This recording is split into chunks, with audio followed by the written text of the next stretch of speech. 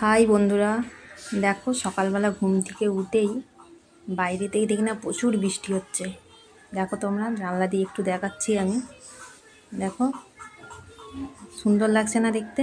তারপরে আমার মনে হলো একটু দিকে ছাদের দিকে যাই, মা কী করছে। যে এদিকে না আমার বাবা দিকে না ইলিশ মাছ এনেছে, চিংড়ি মাছ এনেছে। আমি আসছি বলে এগুলো সব নিয়ে আসছে আজকে। ছাদের মধ্যে দেখো কত সুন্দর গাছ লাগিয়ে রেখেছে আমার মা।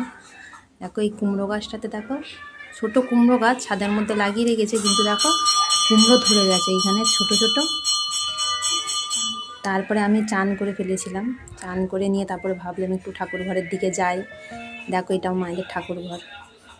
ঠাকুর ঘরটা কেমন লাগছে বলো তোমরা একটু। দেখো নিচে এসে একটু দেখলাম যে অ্যাকোরিয়ামে দেখো মাছগুলো দেখো কত সুন্দর দেখো খেলছে। আমি তো জানি না মাছের নামগুলো, তাই আমাকে একটু বলে বলে দিচ্ছে কোন মাছের কি নাম এইগুলো।